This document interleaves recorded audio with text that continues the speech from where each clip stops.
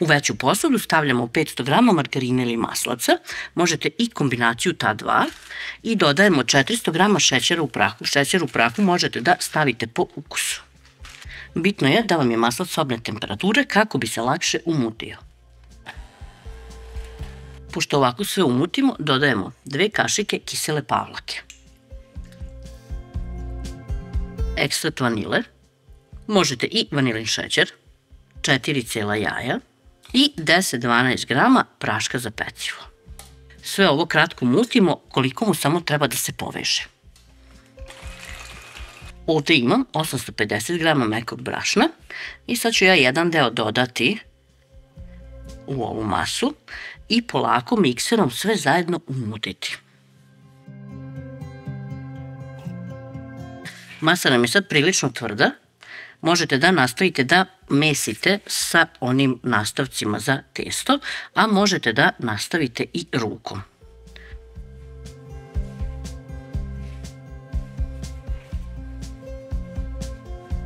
Količina brašna može da vam varira u zavisnosti da li koristite margarin ili maslac i koliko su krupna jaja. Uzela sam posudu u kojoj mi je bilo brašno i sada ću jedan deo testa odavde da odvojim i stavim u ovu posudu.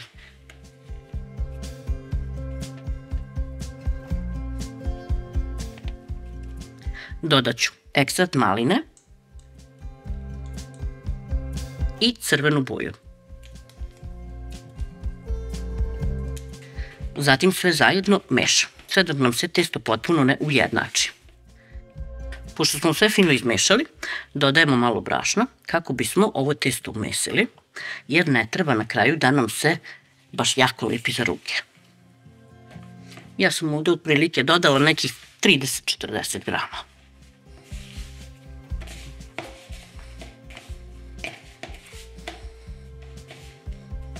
Pošto umesimo testo, uzmemo jednu kesu, testo stavimo u kesu, ovako malo poravnamo i nosimo u frižider najmanje 30 minuta. Properemo posudu i opet uzmemo jedan deo testa i dodajemo sok i koricu od pola limuna. Izmešali smo da se sve poveže, a zatim opet dodajemo brašna kako bismo testo umesili.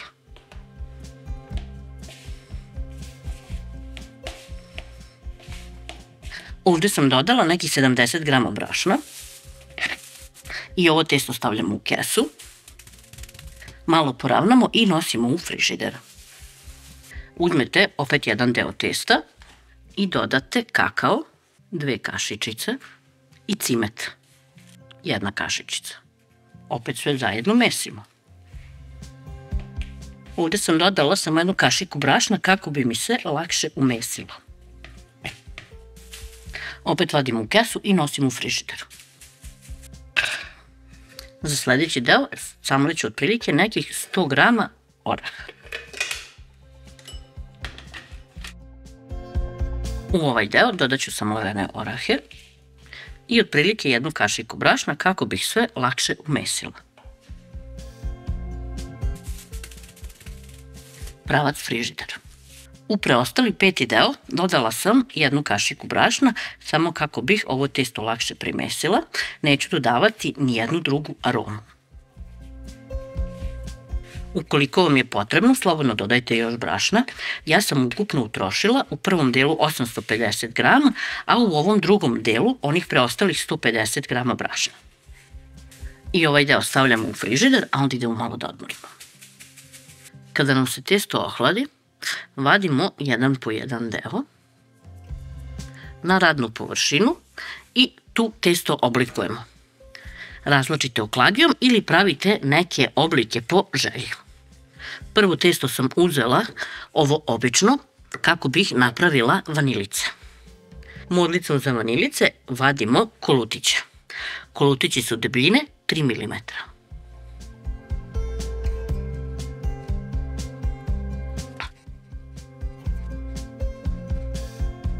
Kolutiće odmah slažemo u obložen pleh. Rednu zagrevamo na 180 stepeni.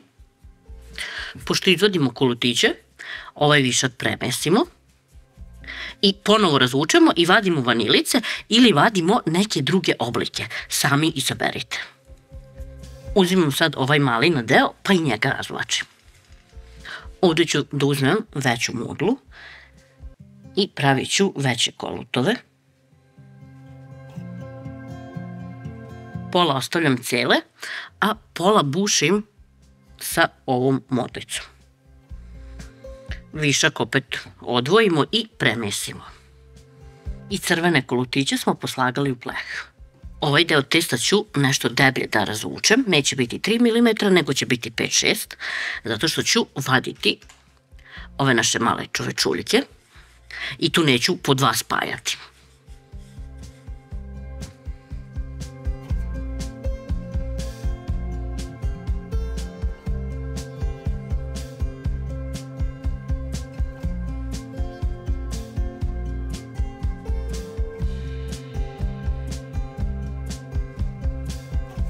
I čikice su nam spremne za pečenje.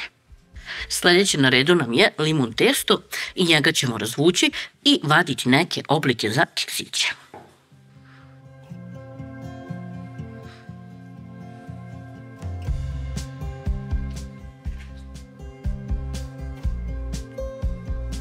I pleh limunčića je napunjen. Posljednji deo nam je sa orasima i njega ćemo podeliti na 4 dela. Svaki ovaj deo oblikovat ćemo u tanki valjak, a onda ćemo njega iseći i oblikovati kiflice.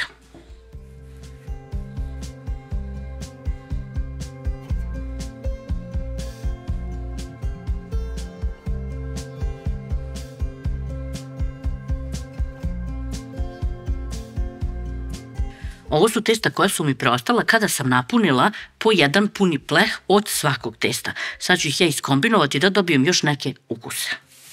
Uzet ću deo malinice i deo limuna.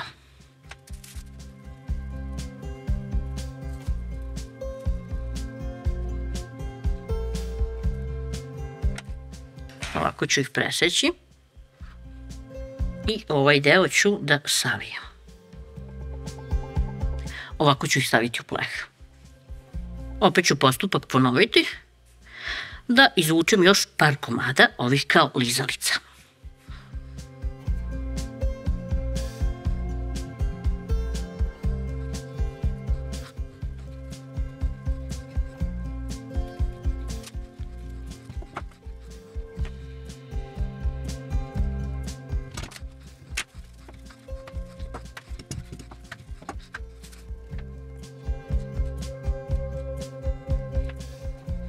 Sve keksiće pečemo na temperaturi od 180 stepeni.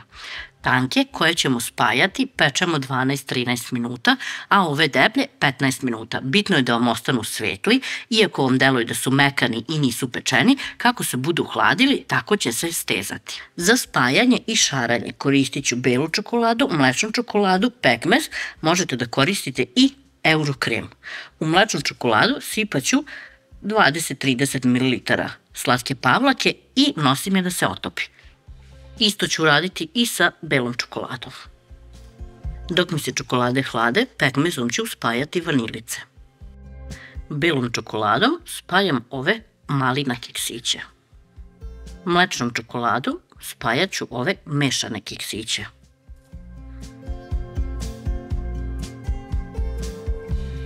U ostatak mlečne čokolade sipala sam malo ulja, sve sam to dobro izmutila i sada ću ove potkovice da umačem u čokoladu.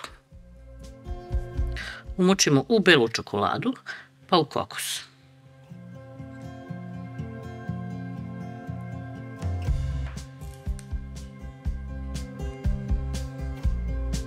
Ostatkom bele čokolade išarat ću naše čovečuljke.